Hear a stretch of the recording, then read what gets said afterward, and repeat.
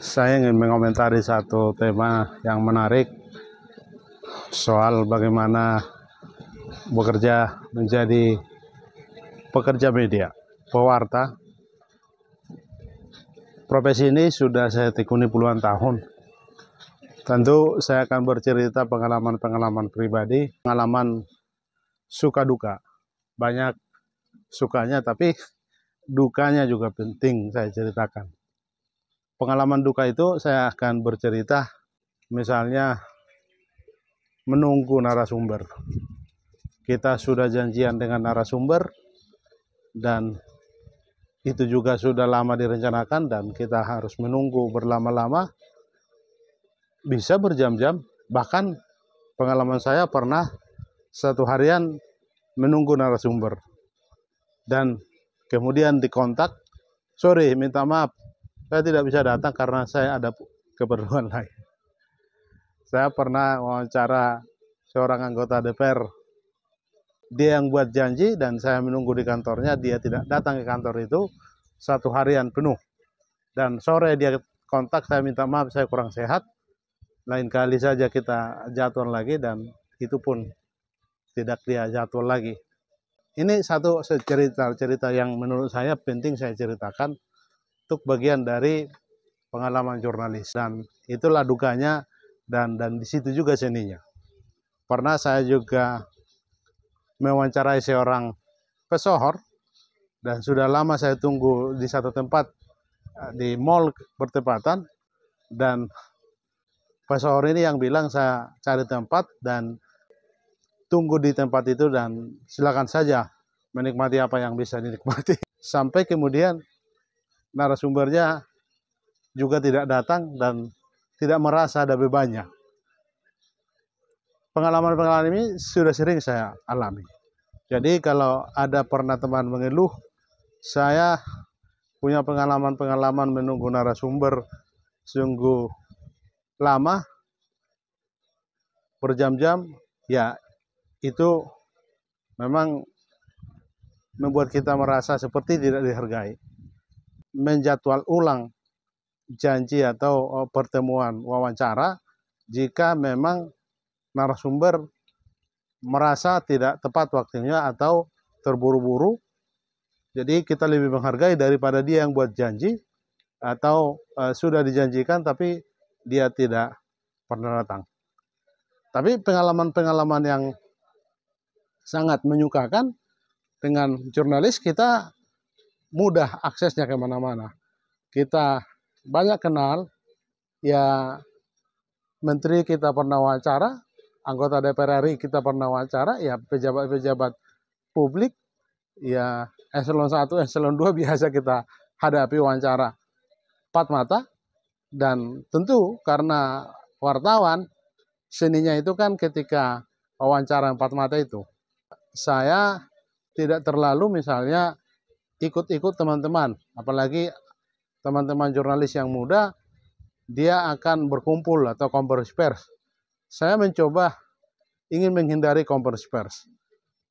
Lebih bagus kita misalnya kita dekati narasumber yang memang secara tema kita sudah pikirkan, bila penting kita kirim permohonan jadwal wawancara dan kisi-kisi pertanyaan kita kirimkan, lebih bagus, dan jadwalnya ada waktu khusus untuk kita. Jadi di situ kita empat mata, head to head berbicara, banyak hal-hal di luar yang dia ungkapkan, dia misalnya bilang off the record. Ya itu sepakat kita tidak berbagi, tidak menceritakan publik, tapi dari situ banyak pengalaman-pengalaman yang kita temukan bergaul dengan para narasumber.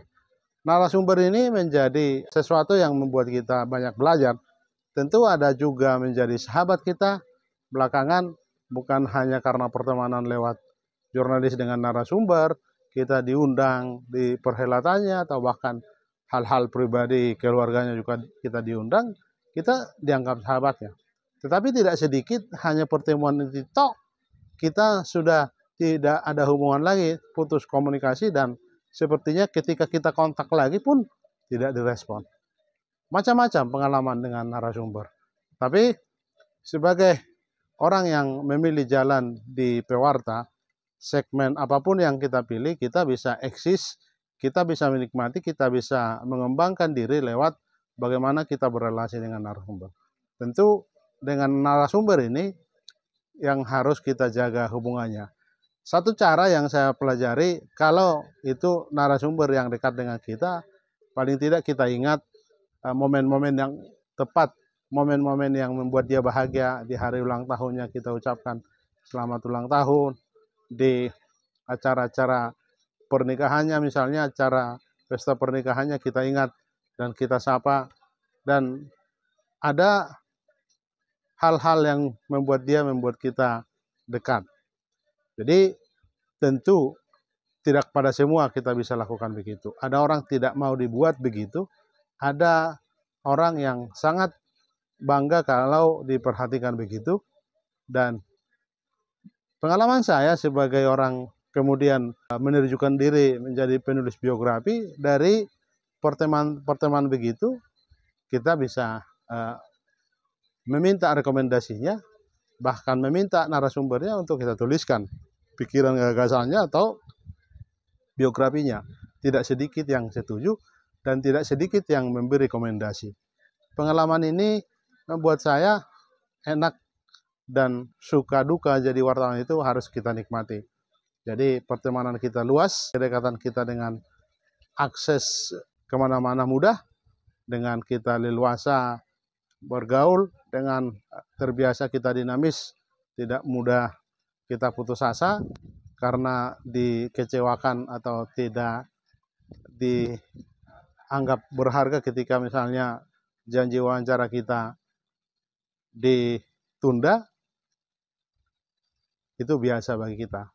Bahkan di minggu-minggu kemarin saya masih ada wawancara, ini cerita yang, tapi saya tidak sebut namanya, termasuk terkenal di orang Batak. Sebenarnya sudah 2 kali kami kontak. Kontak pertama itu ketika dia mencalonkan diri menjadi anggota DPR. Lalu orang dia atau staf dia disuruh menghubungi kita, jadwalnya di kapan, dan kita serahkan mereka yang jadwal. Lalu pertanyaan yang menurut saya tidak biasa, apakah dibayar wawancara? Saya bilang, wawancara ini tidak dibayar. Tetapi kalau berkenan misalnya dikasih uang transport kami juga terima. Kami tidak minta. Tapi biasanya saya selalu dengan cara-cara yang terhormat. Ya, saya akan bawa buku, minimal 2 atau 3 buku, dan biasanya tanpa disebut pun mereka sudah punya empati untuk membayar atau mengganti uang cetak dari buku itu. Sebagai jurnalis, kita tentu tidak dapat gaji dari manapun. Kita mengembangkan online kita, memang dari YouTube kita dapat kecil, belum besar, tapi sebagai jurnalis tentu tidak pernah kita misalnya minta sesuatu dari narasumber.